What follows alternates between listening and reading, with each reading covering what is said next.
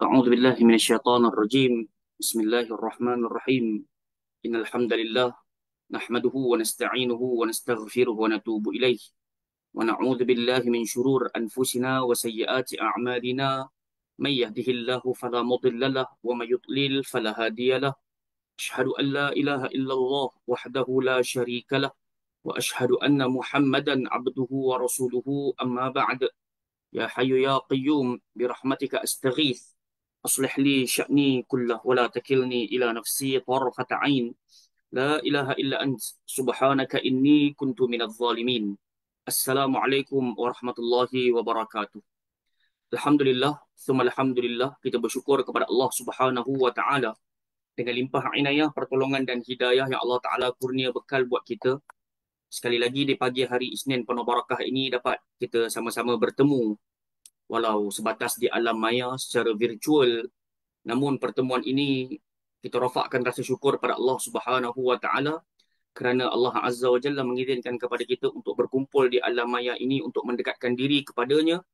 Moga-moga tergolonglah kita di kalangan orang yang Nabi sallallahu alaihi wasallam sebutkan, khairukum man ta'allama al-Qur'ana wa 'allamah, dalam ramai-ramai kalian manusia yang paling terbaik adalah mereka yang belajar berkenaan dengan Al-Quran dan juga mereka yang mengajarkan isi kandungan Al-Quranul Karim. Jamaah yang dimuliakan oleh Allah Subhanahu wa taala, pagi hari penuh barakah ini juga kita merafakkan rasa syukur dengan lafaz alhamdulillahirabbil alamin kerana maha baik Allah Subhanahu wa taala mengizinkan kepada kita untuk menyambung pengajian kita berkenaan dengan kitab At-Tibyan fi Adabi Hamalatil Quran, sebuah kitab yang membicarakan tentang adab-adab pembaca dan juga adab-adab penghafal Al-Quranul Karim. Moga-moga ianya memberikan kepada kita manfaat di dunia dan juga di negeri akhirat kelak. Dan kita berdoa semoga sedikit daripada usaha dan upaya kita di pagi hari ini untuk saling menuntut ilmu, berkongsi berkenaan dengan kalamullah dan kalam Rasulullah sallallahu alaihi wasallam, Allah Subhanahu wa taala satukan kita beramai-ramai dalam jannatil firdausil a'la. Amin ya rabbal alamin. Insya-Allah tanpa kita buang masa, kita menyambung kembali apa yang telah kita tangguhkan pada pertemuan yang sudah di dalam bab yang pertama, iaitu bab berkenaan dengan keutamaan pembaca dan juga penghafal Al-Quranul Karim. Di dalamnya terdapat sepotong ayat Al-Quran dan di dalamnya terdapat ada 13 hadis berkenaan dengan keutamaan pembaca dan keutamaan penghafal Al-Quranul Karim. Jadi pada pertemuan yang sudah kita berhenti pada hadis yang keenam, iaitu tidak boleh ada dengki dan cemburu kecuali kepada dua kumpulan manusia, sebagaimana disebutkan oleh Nabi kita Muhammad sallallahu alaihi wasallam daripada jalan Abdullah ibn Umar radhiyallahu anhuma. Kata baginda sallallahu alaihi wasallam, la hasada illa fitnatain, tidak boleh ada hasad kecuali kepada dua kumpulan manusia. So hasad ini nak menunjukkan kepada kita tentang sifat mazmumah, sifat yang tidak baik. Uh, pun begitu pun begitu di dalam hadis ini Nabi menggunakan lafaz hasad nak bagi isyarat kepada kathirul ghabtah. Kathirul ghabtah ni dalam bahasa Melayu dia adalah keinginan tertinggi yang ingin dimiliki oleh manusia. So keinginan yang tertinggi yang ingin dimiliki oleh manusia ini biasanya berupa harta dan juga keilmuan. Selain daripada harta duniawi, kadang-kala orang dia berbahagia dan teringin sangat ingin memiliki apa yang orang lain miliki dari sudut jawatan dan juga pelajaran.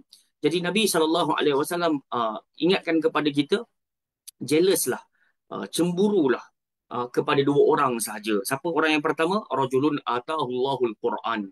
Orang yang Allah Subhanahu wa taala berikan, hidayahkan kepada dirinya berupa Al-Quran, fahuwa yaqumu bihi ana al-lail ana an-nahar.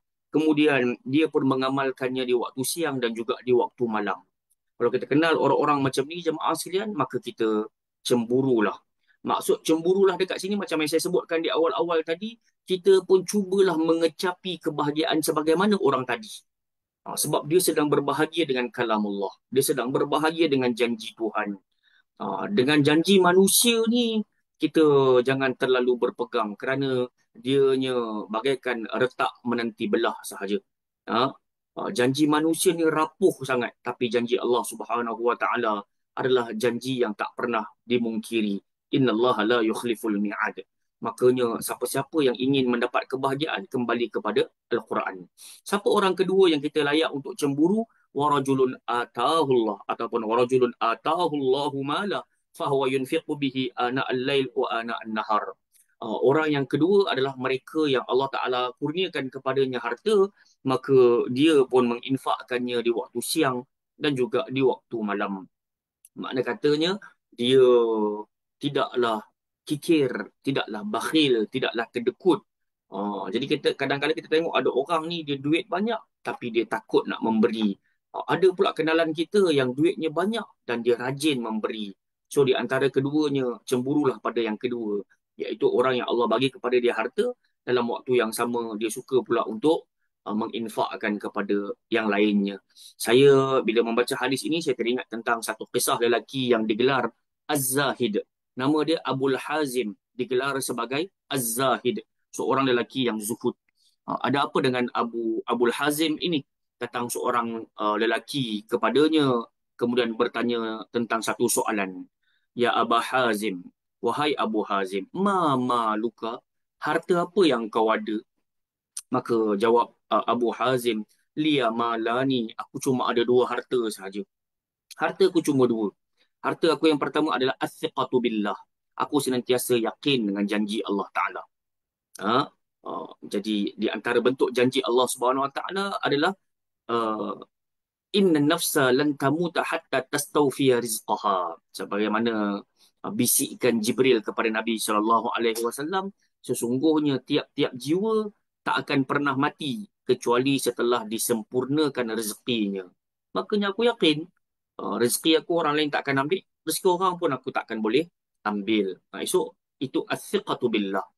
Itu harta aku yang pertama. Aku senantiasa percaya pada janji Allah. Dan yang kedua, al-ya'su bima fi aidin nas. Aku senantiasa ragu-ragu dan aku rasa kecewa sangat dengan apa yang ada pada janji-janji manusia ataupun apa yang ada pada pemilikan manusia. Betul jemaah sekalian, kadang-kadang kita melihat kepada pemilikan seseorang baik dari sudut kenderaan ataupun hartanya, kita begitu teringin sekali. Tapi begitulah, janji dunia ini yanfad wa ma indallahi baq. Ma indakum yanfad wa ma indallahi baq. Allah kata apa yang ada di sisi kita semuanya akan sirna, semuanya akan hancur binasa. Tapi apa yang ada di sisi Allah itu sahajalah yang kekal. Jadi perasan tak kita pernah jatuh cinta pada satu-satu kenderaan, pada satu-satu gadget. Saat kita mendapatkan di awal-awalnya kita merasakan bahagia, tetapi setelah berlangsungnya beberapa waktu, kita rasa tak ada apa-apa dah dengan gadget yang kita beli ribuan ringgit, dengan kenderaan yang kita hutang sampai 5 tahun, sampai ke 9 tahun. Tak ada apa-apa lagi dah jamaah sekalian. So nak bagi isyarat kepada kita, kalau betul-betul nak berpegang dengan janji, berpeganglah dengan janji Allah Subhanahu Wa Taala. Kita akan happy saja. Hari-hari jangan tinggal bacaan Al-Quranul Karim. Hadis tadi tentang siapa tadi? Nama dia Abu Hazim. Abu Hazim Az-Zahid. Abu Hazim Az-Zahid. Yang ni saya buat pada pembacaan luar, tak ada kat dalam kitab ni. Cuma saya nak share berkenaan dengan orang yang kita nak jealous berkenaan dengan harta ni. Kalaulah dia suka, dia dapat harta dan dia suka memberi siang dan di waktu malam, maka kita layaklah untuk cemburu. So nama dia Abu Hazim Az-Zahid. Az-Zahid tu adalah lafaz gelaran untuk dia lah kerana dia adalah seorang yang zuhud. Baik jamaah sekalian, kita pergi kepada hadis yang ketujuh. La hasada illa fitnatain. Datang daripada jalan Abdullah ibn Mas'ud radhiyallahu anhu. Sekali lagi Nabi SAW mengulang la hasada illa fitnatain. Tidak ada cemburu ataupun tidak ada rasa iri hati kecuali kepada dua hal ataupun kepada dua orang. Yang pertama siapa? Rajulun atahu Allahu mala fasallatahu ala halakatihi fil haqq. Yang pertamanya adalah cemburu dan iri hati terhadap orang yang dikurniakan oleh Allah Subhanahu Wa Taala tentang harta kemudian Allah memberikannya kemampuan untuk menggunakannya dalam kebenaran. So yang ni kita boleh jealous. Orang yang Allah Ta'ala bagi kepadanya harta, dalam waktu yang sama harta yang dia dapatkan tadi dia tak genggam erat-erat, tapi dia lepaskan untuk diberikan di atas jalan kebenaran. Ketika saya membuat sedikit pembacaan berkenaan dengan fasallatahu ala halakatihi fil haqq, dia menggunakan harta tersebut di atas jalan kebenaran, maksudnya fi wujuhil birri wal ma'rufi wa infaq fi sabilillah tabaraka wa taala. Dia membawa kepada tiga arah. So duit yang dia dapat tu dia gunakan di atas jalan kebaikan, kemudian di atas jalan tolong menolong, dan juga dia memberikan di atas jalan infaq, di jalan Allah Subhanahu wa taala. Atas apa-apa, atas apa-apa gaya, atas apa-apa cara. Mungkin satu sekolah tu dia berhajat kepada bayaran elektrik, maka dia pun tarik sebahagian harta dia bayarkan elektrik. Ada sebahagian tempat memerlukan aircon dan juga kipas, maka dia keluarkan harta dia untuk beli aircon dan kipas. Sebahagian tempat nak buat daurah, nak buat pembacaan kitab besar-besaran, berhajat kepada sponsor untuk dapatkan duit nak beli kitab, nak taja para penuntut ilmu, maka dia keluarkan sebahagian harta dia untuk dia taja dengan jalan membeli kitab-kitab tersebut untuk diinfakkan. Jadi kalau kita kenal orang-orang macam ni, Nabi kata, ya silakanlah jealous. Nampak tak jemaah sekalian? Yang kedua, warajulun atahullahu hikmatan fahuwa yaqdi biha wa yu'allimuha. Okay. Yang kedua, siapa yang kita boleh rasa cemburu, rasa iri ini terhadap orang yang dikurniakan hikmah dari Allah Subhanahu wa taala. Kemudian dia menggunakannya untuk memutuskan perkara dan mengajarkannya. Okey, hikmah dekat sini pula ada beberapa pendapat. Bila saya buat pada pembacaan hadis ini di laman web bahasa Arab, untuk sama-sama kita dapatkan manfaat bukan setakat daripada terjemahan saja, maka Nabi SAW sebutkan warajulun atahullahu hikmatan. Hikmah ini mengandungi beberapa pendapat. Yang pertama, hikmah ini hikmatul Quran. Maknanya hikmah ini yang dimaksudkan orang yang Allah Ta'ala berikan kepadanya Quran. Kemudian dia menggunakannya untuk memutuskan satu-satu keputusan dengan Al-Quran itu juga dia mengajar orang lain. So kalau kita kenal orang-orang macam ini, maka kita layak untuk cemburu. Yang ini sama macam hadis sebelumnya lah. Yang kedua, hikmah ini maksud dia adalah an-nubuwah. An-nubuwah. Seseorang yang Allah Azza wa Jalla kurniakan kepadanya kenabian. Iaitu Nabi kita Muhammad sallallahu alaihi wasallam, dan kita dapat lihat bagaimana Nabi sallallahu alaihi wasallam mendapatkan wahyu, kemudian Nabi mengamalkan wahyu dan Nabi menyampaikan wahyu. Kan? Jadi ini dipanggil an-nubuwah. Maka selayaknya kita bukan setakat cemburu dengan apa yang Allah berikan kepada Nabi sallallahu alaihi wasallam, tapi jauh daripada itu kita kena ada baghtah tadi itu. Sorry, ghabtah.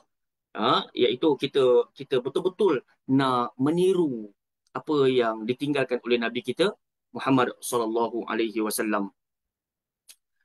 Ghabtah, betul perkataan tu maksudnya ghabtah. Ghabtah ni maksudnya happiness. Kita berbahagia. Allah Taala pilih Nabi sallallahu alaihi wasallam sebagai Rasulullah, sebagai messenger of Allah, tapi dalam waktu yang sama bukan setakat bangga, kita nak meneladani. Itu hikmah yang kedua. Hikmah yang ketiga maksud dia adalah as-sunnah.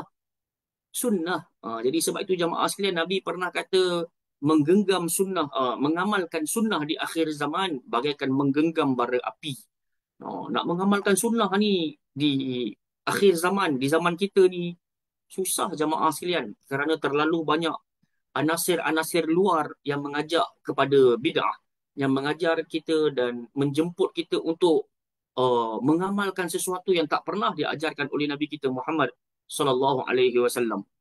Jadi kalaulah kita kenal ada seseorang yang beramal dengan sunnah, kemudian dia mengajarkan pula sunnah tersebut, maka di sini disebutkan sebagai uh, hasad yang dibenarkan, iri hati yang dibenarkan. Tapi tetaplah maksudnya kita bukan iri hati sampai kita nak sihir dan santau dia, tapi lebih kepada kita nak meneladani dan nak buat jauh lebih baik daripada si dia. Yang ketiga, maksud hikmah ini adalah al-fiqhu fid din, orang yang faqih dalam urusan agama. Orang yang faqih maksudnya orang yang faham dalam urusan agama. Bukankah Nabi SAW pernah bersabda, "May yuridillahu bihi khairan yufaqqihhu fid din." Barang siapa yang Allah Taala nak campakkan kepadanya kebaikan, Allah akan bagi dia faham agama. Jadi kalau kita tengok ada teman-teman kita yang dia faham agama, kemudian dia mengamalkannya, kemudian dia mengajarkan agama, maka kita layak untuk cemburu kepadanya. Kita juga layak untuk berbahagia sebagaimana bahagianya dia. Kita boleh tuntut ilmu baik secara fizikal ataupun di alam maya sebagaimana sekarang ini, dan kita berdoa pada Allah agar dibukakan pintu untuk kita beramal, dan kita berdoa agar kita boleh jadi orang yang menyampaikan. Okey, yang terakhir al-isabah. Al-isabah fil qaul wal ra'i wal amal. Maksud hikmah dekat sini adalah orang yang senantiasa berada di atas jalan lurus. Kau cakaplah macam mana pun pada si dia, tetap juga dia berpegang pada Quran dan juga sunnah Nabi SAW.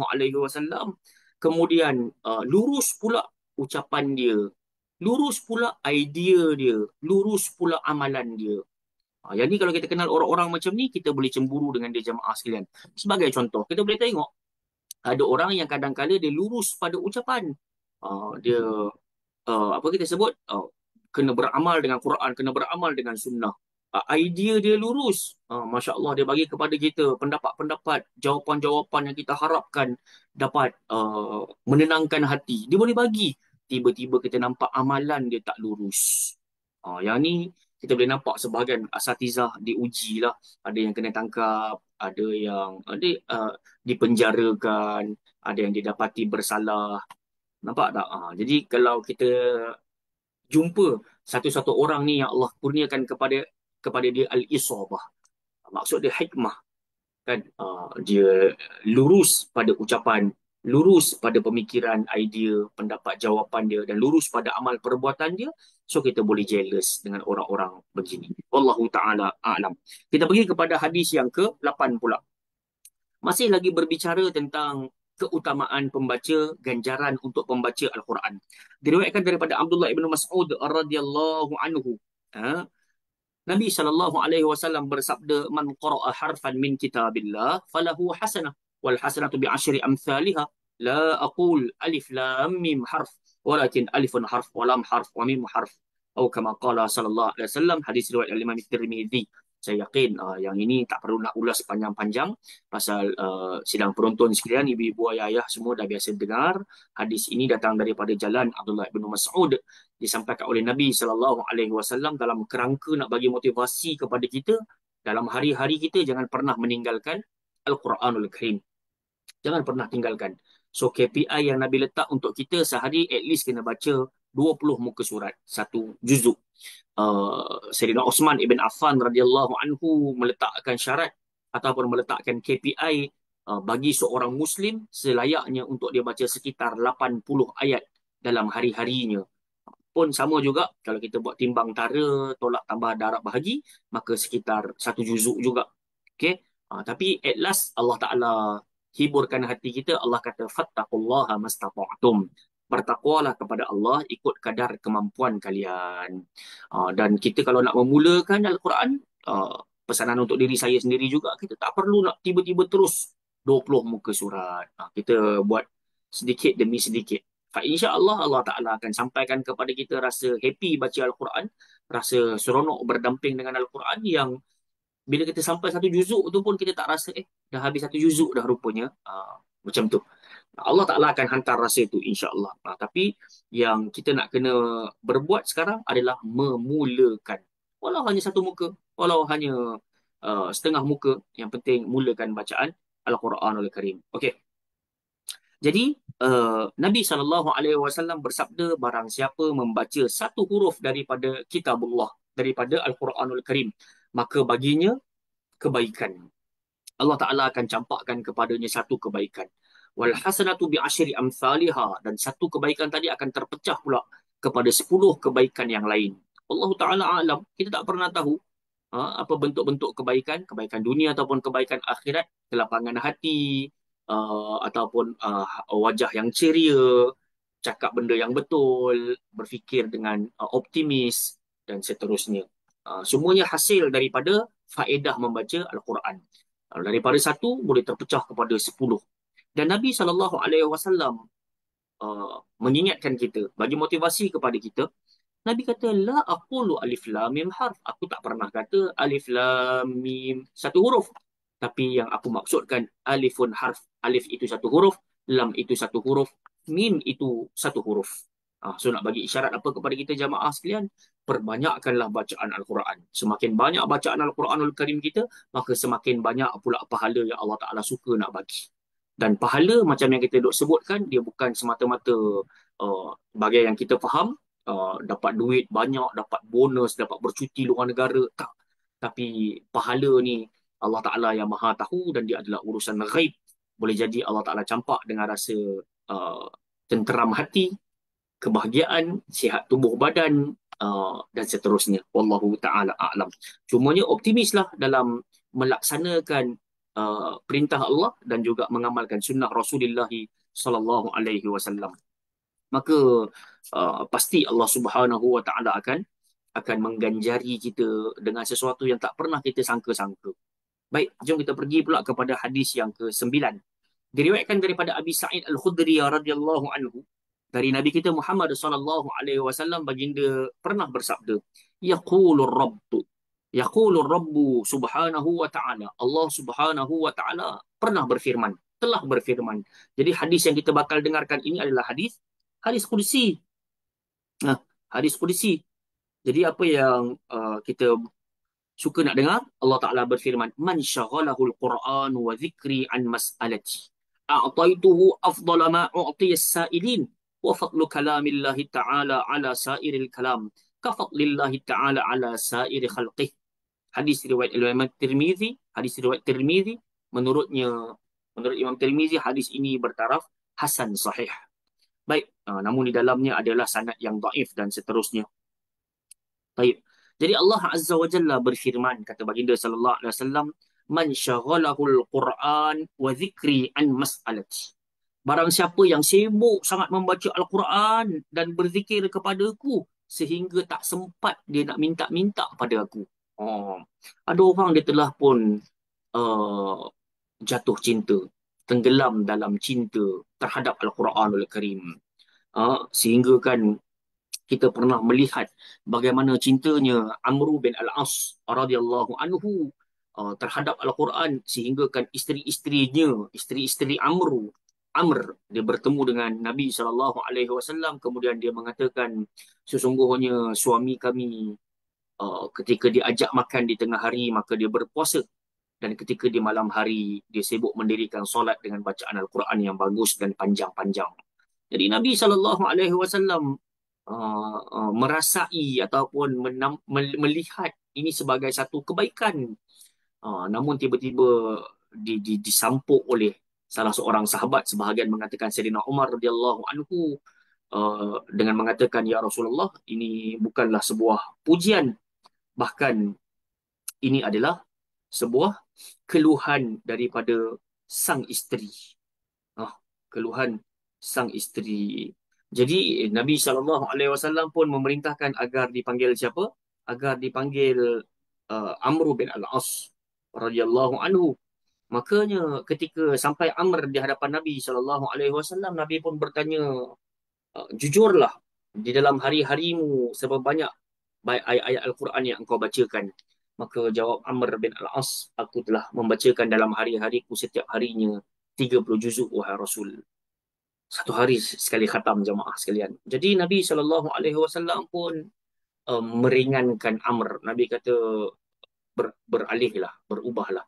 Daripada 30 juzuk, maka bacalah untuk setiap harinya satu juzuk sahaja. Kalau kita lah yang diperintahkan begitu, kiranya kita raya awai lah. Ataupun mesti kita akan melompat-lompat kegirangan.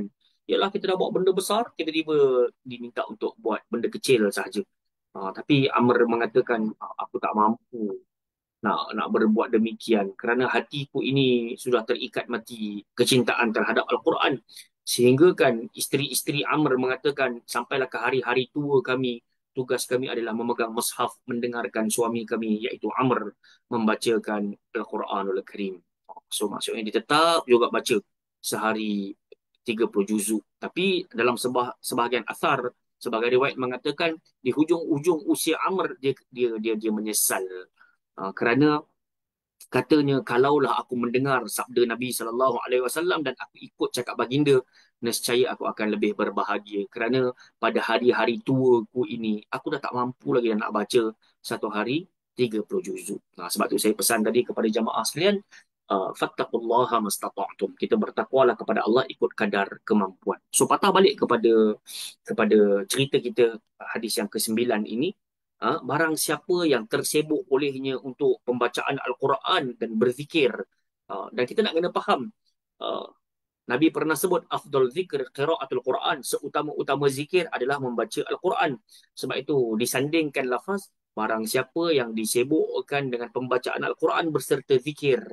Bukankah sifat bacaan Quran Nabi bila sampai satu ayat rahmat Nabi akan berhenti sekejap.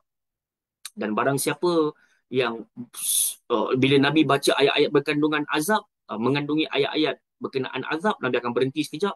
Kemudian Nabi pun berdoa. Bila sampai ayat rahmat ataupun ayat perintah, contohnya sabbihisma rabbikal a'la, Nabi berhenti sekejap, Nabi pun akan sebut subhana rabbiyal a'la. Maksudnya zikir. Dia bukan setakat baca 30 juzuk khatam dan kita pun happy dengan khatam tersebut. Tak. Sebab itu jamaah sekalian, maksud pembacaan Al-Quran bukan setakat nak dikejar-kejar khatam ni. Tapi maksud daripada pembacaan Al-Quran, kita nak mendapatkan faedah daripada pembacaan tersebut. Dan ada orang dia baca sampai tak sempat nak minta-minta pada Allah. Ada orang mungkin dia nak minta itu, dia nak minta ini, nak minta kerjaya, nak minta rezeki, nak minta keturunan anak pinak, bla bla bla bla bla. Tapi tak sempat. Kerana apa? Pasal dia telah pun tenggelam dalam lautan cinta berkenaan dengan kalamullah Al-Quranul Karim. Jadi Allah Ta'ala kata, a'taituhu afdala ma u'tiyas sa'ilin. Aku pasti akan kurniakan kepadanya. Sebab dia tak sempat-sempat minta. Dia sibuk baca Quran. Dia cuba faham apa yang aku pesan. Maka aku akan kurniakan kepadanya sebaik-baik apa yang aku berikan kepada orang yang meminta-minta. Jadi ada orang mungkin dia asyik minta sahaja, tapi tak sempat pula baca Quran. Ada orang dia baca Quran sahaja, tak sempat pula dia minta-minta. Jadi Allah Ta'ala kata, untuk orang yang sibuk baca Quran, aku akan bagi kepadanya sebaik-baik daripada apa yang aku berikan kepada orang yang meminta-minta. Bukan nak cerita minta-minta ni tak bagus. Sebabnya Allah Ta'ala sangat suka kita minta-minta dekat dia. Bahkan Nabi pernah kata, man lam yas'alillah yaghdab alaih. Barang siapa tak minta-minta dekat Allah, Allah akan marah sangat dekat dia. Jadi kita nak kena minta lah. Minta hati yang baik, minta hati yang cinta kepada Al-Quran, minta kepada Allah agar dapat beramal dengan isi Al-Quran. Wallahu ta'ala a'lam. Kemudian Allah Ta'ala berfirman, wa fadlu kalamillahi ta'ala ala sairil kalam, dan keutamaan Al-Quran terhadap banyaknya ucapan-ucapan yang lain bagaikan kelebihan Allah Ta'ala ke atas seluruh ciptaan-ciptaannya. So dekat sini yang kita dapat belajar, salah satunya adalah jadikan kalamullah sebagai keutamaan. Dalam hari-hari kita, sesibuk apa pun kita, nampakkan yang kalamullah ni nombor satu. Sebab ada orang dia telah pun tertipu dengan lafaz, dengan ucapan music is my life. Makna kata nak pergi kerja pun dengan music, balik kerja pun dengan music, tengah kerja pun in between dengan music, saat lagi malam pun dengan music. Maka dia telah pun meletakkan kalamullah di belakang hidupnya, di belakang hari-harinya. Kita jangan lagu itulah. Okey, sekarang kita pergi pula kepada hadis yang ke-10 lah. Yang ke-10. InsyaAllah.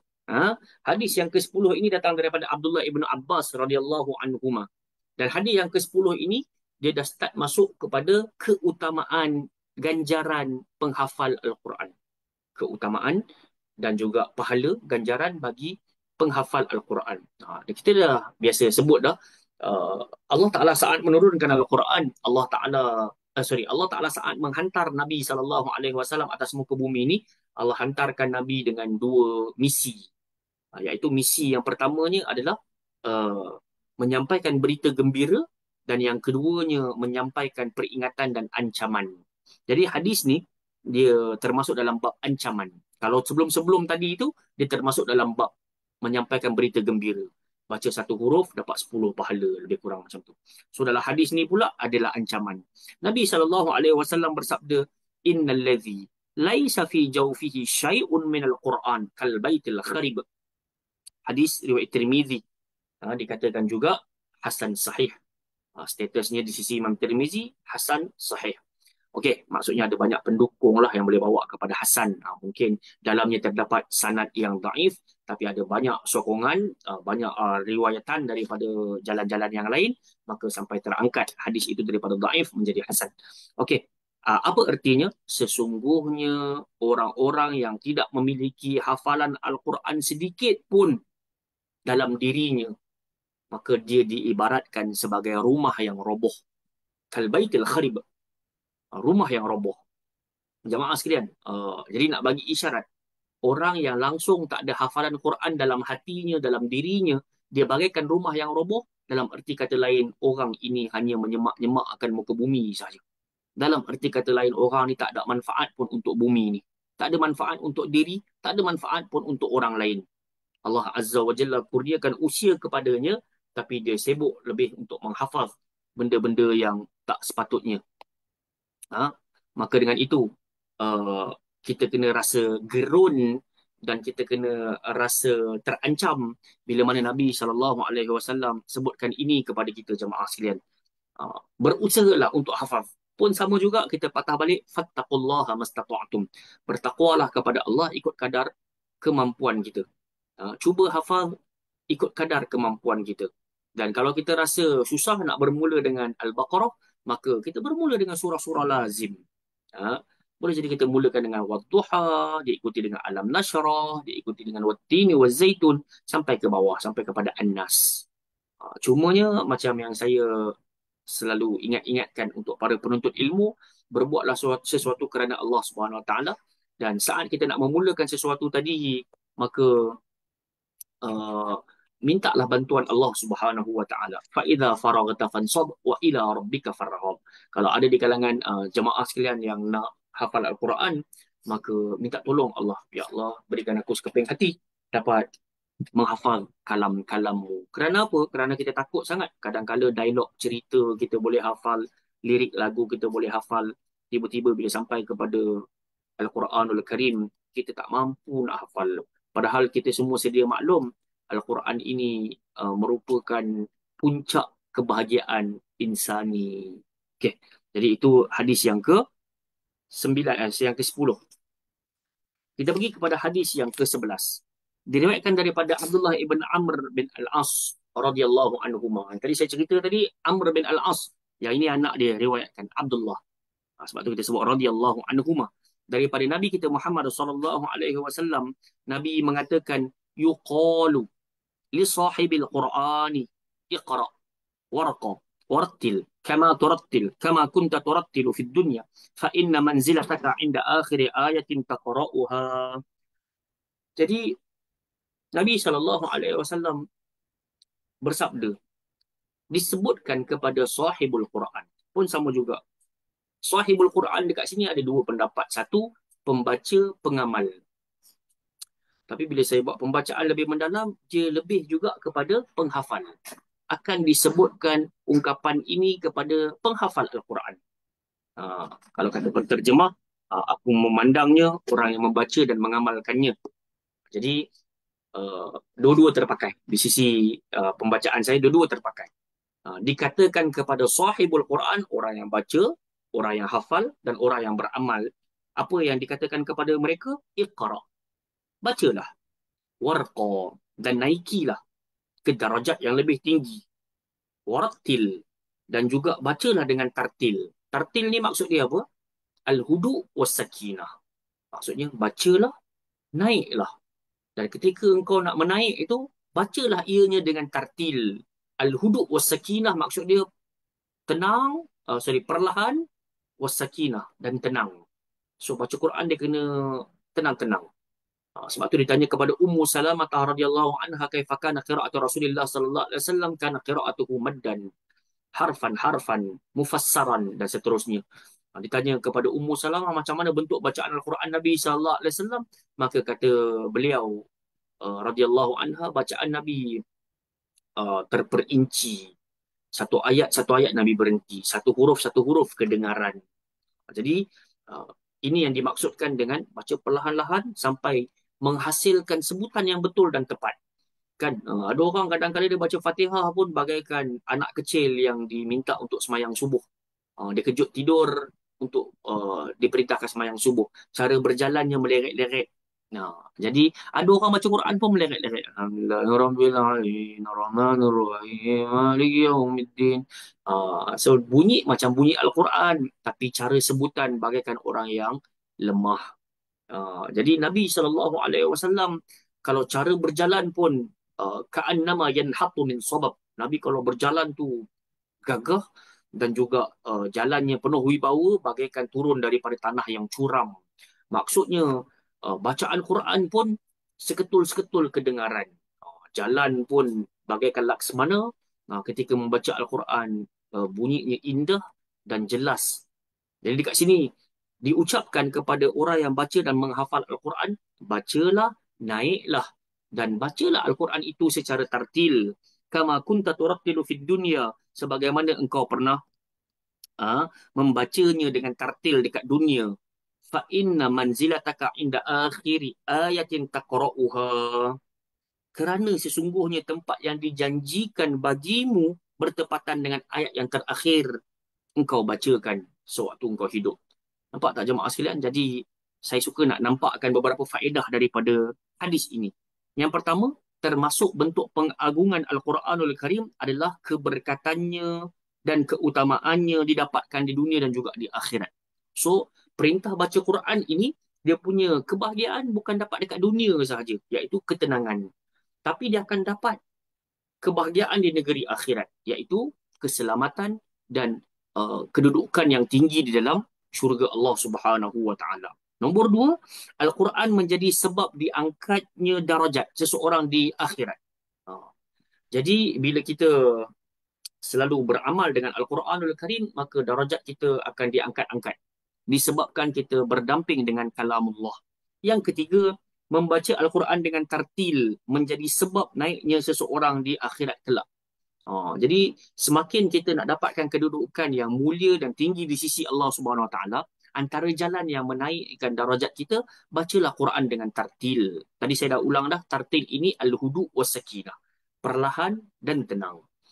Jadi baca seketul-seketul. Satu huruf, satu ayat berhenti. Itu yang disebutkan dengan tartil. Yang keempat, perbanyakkanlah berteman bersama Al-Quran dengan cara membacanya dan memperindahkan bacaannya. Jadi bila dibukakan pintu boleh baca Al-Quran, jangan baca macam saya sebutkan tadi, meleret-leret. Tempat yang tak perlu nak kena qalqalah, kita pergi qalqalahkan. Alhamdulillahi Rabbil Alamin. So tak perlulah. So nak baca pelan-pelan pun jangan sampai salah tajwidnya. Dan yang terakhir, perindahkanlah Al-Quran dengan suaramu yang merdu ketika membacakan Al-Quran. Jadi banyaklah hadis-hadis Nabi sendiri baca Quran sedap, Ibnu Mas'ud baca Quran sedap, Abu Musa al-Ash'ari baca Quran sedap. Jadi kita pun Fudail bin Iyad pun kita dengar kisah dia baca Quran bagus. Kita pun nak macam tu juga jemaah sekalian. Bukan setakat kita baca ala qadar dan kita kata alah okey lah daripada orang lain langsung tak baca. Kan? Kadang-kadang kita suka beralasan begitu. Nampak tak jemaah sekalian? Okey. Jom kita pergi pula kepada hadis yang second last, hadis yang ke-12. Nabi SAW bersabda, "Man qara'a al-Qur'ana wa 'amila bima fihi albasa walidahu tajan yaumal qiyamah. Tau'uhu ahsanu min daw'i syamsi fi buyutid dunya. Law kanat fiikum fama dhannukum billadhi 'amila bihadha." Maka Nabi SAW pun menyatakan kepada kita tentang keutamaan membaca dan menghafal Al-Quran ini. Barang siapa membacakan Al-Quran dan mengamalkan isinya. Sebab tu penting tadabbur. Kita bukan setakat baca nak khatam, tapi jauh daripada itu kita nak beramal dengan isi Al-Quran. Di antara isi Al-Quran, Allah Ta'ala suruh kita buat baik dengan mak ayah. Allah Ta'ala kata, wa qulu linnasi husna. Cakaplah dengan bahasa-bahasa yang lunak di hadapan manusia. Wa aqimus salah, wa atuz zakah. Keluarkanlah zakat, dirikanlah solat. Ini di antara kebaikan-kebaikan yang kita nak amalkan setelah daripada membaca Quran. Tapi kalau tak baca Quran, itu yang kadang-kadang dia rasa berat nak solat, dia rasa berat nak keluarkan zakat, dia rasa alamak ayah aku okey je tu kat kampung, tak payah telefon lah. Dia rasa gitu. Tapi once kita baca Al-Quran dengan hati, maka Allah Ta'ala minta kepada kita, waqfid lahuma janaha dhulli minar rahmah. Rendahkanlah kedua-dua sayapmu di hadapan mak dan ayahmu. Maksudnya rendahkan sayap tu, hilangkan jawatan, hilangkan ego, buang sifat belagak, telefon mak ayah tanya khabar dan semisalnya. Okey, so saya ulang balik. Hadis ini Nabi bagi isyarat pada kita, barang siapa yang membaca Al-Quran, kemudian dia beramal dengan isi Al-Quran, apa yang bakal berlaku, maka dia akan mengenakan mahkota kepada kedua orang tuanya pada hari kiamat kelak, yang cahayanya jauh lebih baik daripada cahaya mentari yang menerpa rumah-rumah di dunia. Oh, subhanallah. Bagaimana indahnya cahaya pagi hari, ketika dia mula menyingsing ataupun bersinar, dan cahaya tadi menjengah kepada rumah-rumah ataupun atap-atap bumbung-bumbung, rumah-rumah yang berada atas muka bumi ini. Indah, terang benderang.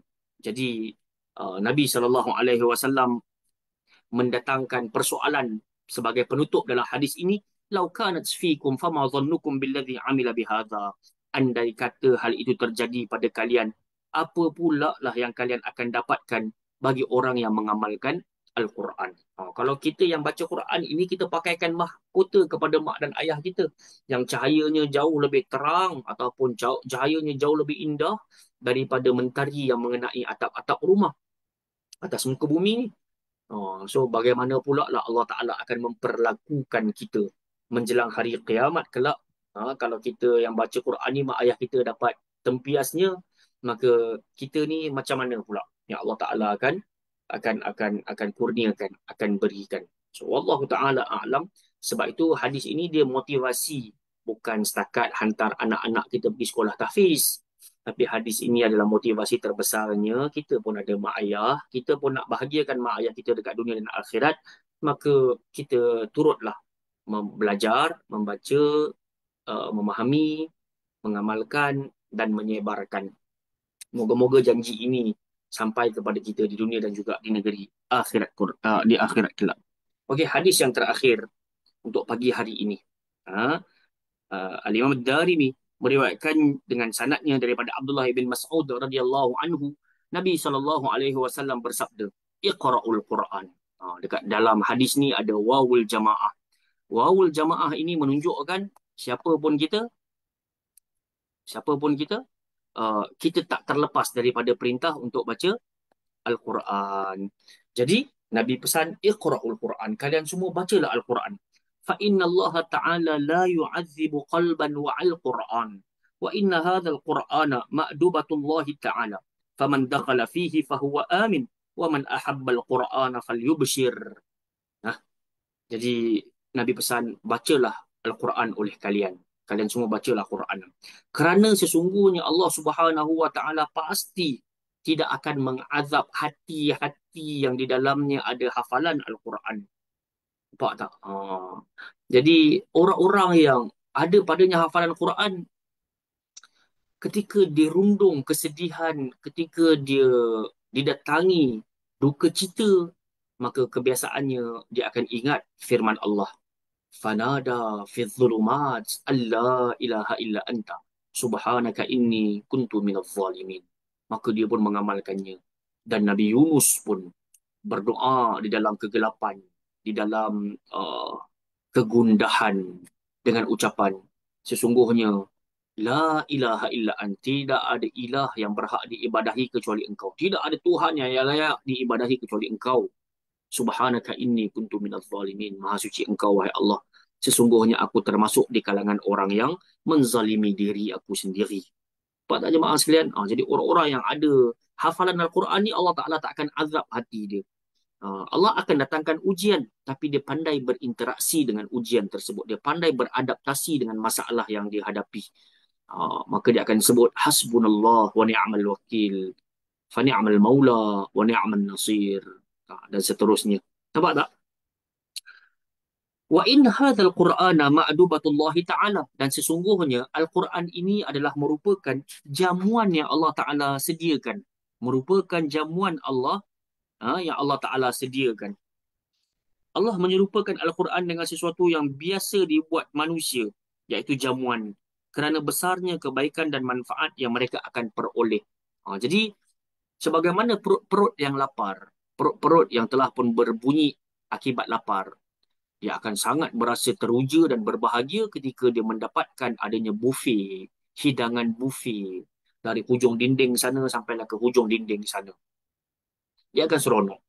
Dan begitulah hati-hati yang lapar. Ketika dia berhadapan dengan kalamullah, maka dia akan berbahagia. Tetapi syahwat kita telah pun dicandu. Dengarlah banyak-banyak muzik, dengarlah kepada ucapan manusia, ghibah, mengumpat, tengok kepada wayang, filem, muzik dan semisalnya. Maka sebab tu kadang-kadang kita dengar Al-Quran, kita rasa nak tukar-tukar, nak cepat-cepat tukar frekuensi. Kadang-kadang baru dengar Quran, baru beberapa potong ayat dibacakan, kita dah suap-suap pergi tempat lain pula. Nak tengok benda-benda yang kita sukai. Sepatutnya, kita bila didendangkan Al-Quran, bila kita membaca Al-Quran, kita kena sedar kita dijemput masuk dalam jamuan yang Allah, majlis jamuan yang Allah Ta'ala sediakan. Dan Allah Ta'ala kata, faman dakhala fihi fahuwa amin. Barang siapa yang masuk ke dalam majlis jamuan tersebut, maka dia akan aman. Aman ni aman damai, aman tenteram, sentosa, bahagia, dan inilah yang kita cari-cari ikan jamaah sekalian. Ada orang kadang-kala macam selalu kita dah sebut-sebut, dia memiliki jawatan besar, rumah yang besar, kemudian kenderaan yang bagus, anak-anak yang berjaya, tapi tetap juga kita lihat pada keadaan dirinya memiliki raut wajah yang serabut ataupun jiwa yang tak tenteram. Maka katanya, untung apalah aku, apalah ada denganku rumah besar ini, kereta mewah ini, andai kata hati ini tak tenteram. Jadi Allah Ta'ala datangkan solusi. Faman dakhala fihi fahuwa amin. Barang siapa yang masuk ke dalam ma'dubatullah ni, masuk dalam jamuan yang Allah Ta'ala sediakan ini, fahuwa amin. Maka confirm dia akan berbahagia. Wa man ahabbal Qur'ana falyubshir. Barang siapa yang mencintai Al-Quran, maka bergembiralah. Bergembiralah. Ha? Sebab itu, uh, jamaah yang dimuliakan oleh Allah Subhanahu wa Ta'ala, maka saya teringat ada pepatah yang mengatakan, kun aliman kun aliman au muta'alliman au mustami'an au muhibban lahu wala takun khamisan fatuhlika. Maksud dia apa? Jadilah engkau orang yang berilmu, atau jadilah engkau orang yang mengajarkan ilmu. Kalau kata tak mampu nak menjadi keduanya, jadilah orang yang mustami'an, orang yang suka mendengarkan ilmu. Kalau ilmu pun tak berapa suka nak dengar, jadilah orang yang mencintai ilmu. Dan janganlah engkau jadi orang yang kelima. Semua tak suka. Belajar pun tak nak, mengajar pun tak nak, jadi pendengar pun tak nak, cinta Quran pun tak nak, cinta ilmu pun tak nak. Jangan jadi yang kelima, fatuhlika. Maka engkau akan binasa. Na'udzubillahi min dzalik. Semoga Allah Ta'ala buka kepada kita keseluruhan empat-empat pintu. Pintu suka belajar, pintu suka mengajar, pintu suka mendengar, dan juga pintu mencintai. Sebab Allah Nabi SAW bersabda, "Wa man ahabbal Quran falyubshir." Bergembiralah bagi jiwa-jiwa yang mencintai Al-Quran. Okey, sebagai penutup, diriwayatkan daripada Abdul Hamid Al-Himmani, dia berkata, aku bertanya kepada Sufyan Ats-Tsauri tentang manakah yang lebih dia suka, orang yang berperang ataupun orang yang membacakan Al-Quran. Maka jawab Sufyan Ats-Tsauri rahmatullahi alaihi wa radhiyallahu anhu, dia kata, aku lebih gemar kepada orang yang membaca Al-Quran. Kerana sesungguhnya Nabi SAW pernah bersabda, khairukum man ta'allama al-Qur'ana wa 'allamah. Dalam ramai-ramai kalian, manusia yang terbaik adalah orang yang belajar Al-Quran dan orang yang mengajarkannya. So, wallahu ta'ala a'lam. Okey. Hayyakumullah wa bayyakum. Ada apa-apa soalan? Silakan. Sementara waktu berbaki. Ustaz, Ya. kan ada ke hadis yang kata apa ni, orang yang hafal Quran ni boleh bagi syafaat tu? Uh-uh. Ada ke? Atau Ah, okey, hadis ni syafaat ada. pada macam orang lain lah. Contoh pada ibu bapa dia. Mm-mm. Sebab kan macam ni kan dia kata yang tadi tu yang baca dan beramal tu dia bukan maksud dia hafal Quran lah yang bagi mahkota pada ibu bapa dia tu. Ya, dia gini, hadis-hadis berkenaan dengan menyampaikan pahala ataupun syafaat kepada orang tua ataupun kepada 70 orang ataupun kepada 10 orang, semuanya bertaraf daif. Semuanya statusnya adalah lemah. Tapi adalah keutamaan untuk kita ni membacakan Al-Quran, kemudian kita pun berkata, Ya Allah, ya Tuhanku, andai kata pada pembacaan Al-Quran ini padanya memiliki pahala, maka sampaikanlah kepada ibu dan ayahku. Maka sebahagian mengatakan itu akan sampai insya-Allah. Tapi untuk betul-betul siapa yang baca Quran dan hafal Quran dapat bagi syafaat kepada kepada orang yang telah wafat ataupun kepada orang yang dicintai, hadis tersebut kebanyakannya bertaraf dhaif. Wallahu taala a'lam. Yang lain jika ada, Ustaz, satu lagi. Kan silakan. yang tadi yang pasal orang yang ada hafalan Allah tak akan azab itu maksud dia kalau macam kita hafal juzu amma tu pun kira termasuk juga kan? Betul. Termasuk juga. Okey. Sebab ada hadis ketika mana datang seorang pakcik tua kepada Nabi SAW, dia minta agar diajarkan hizib harian ataupun wirid-wirid harian.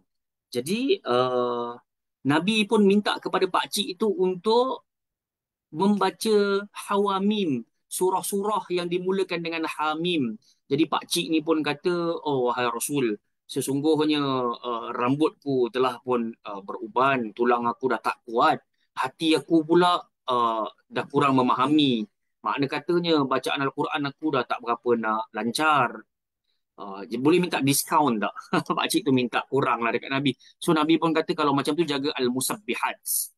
Al-musabbihat. Maksud musabbihat ni jagalah surah-surah yang dimulakan dengan tasbih.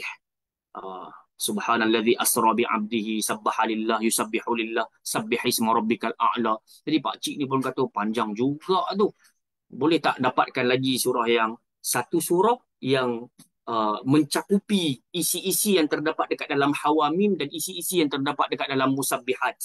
Jadi Nabi pun kata kalau begitu berpeganglah dengan idza zulzilatil ardu zilzalaha. Dan dia terdapat dekat dalam juzuk amma. Jadi pak cik ni pun bila dia dapat saranan itu dia kata demi Allah aku akan mengamalkannya di setiap waktu dalam berjalan ke duduk ke berbaring ke aku akan mengulang-ulang dan mentadabburi idza zulzilatil ardu zilzalaha. Jadi bila pak cik itu beransur pergi, Nabi pun bersabda qad aflahar ruwaijil, pemuda itu telah pun beruntung, pemuda itu telah pun beruntung sekiranya dia berpegang teguh dengan janjinya. Wallahu a'lam. Jadi kalau kita tak mampu nak jaga besar-besar, jaga yang kecil-kecil itulah. Soalan lain?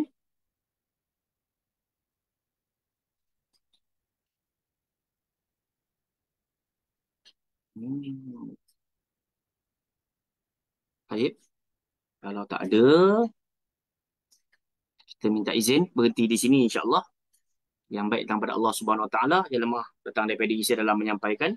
Jadi insya-Allah pada minggu akan datang kita akan sambung pada bab yang kedua fi tarjihil qiraati wal qari' ala ghairihima, keutamaan qiraatul Quran dan juga ahlu qiraah. Keutamaan Al-Quran dan keutamaan pembaca Al-Quranul Karim. Barakallahu fikum. Terima kasih atas kehadiran masing-masing. Wa antum fajazakumullahu khairan katsira wa buriktum. Subhanakallahumma wa bihamdika asyhadu an la ilaha illa anta astaghfiruka wa atubu ilaik. Wa sallallahu ala nabiyyina Muhammadin ala alihi wa sahbihi wa baraka wa sallam. Walhamdulillahi rabbil alamin. Assalamualaikum warahmatullahi wabarakatuh. Waalaikumsalam. Terima kasih Ustaz. Terima kasih Sama semua. barakallahu fikum. Assalamualaikum. Terima kasih Ustaz. Alhamdulillah.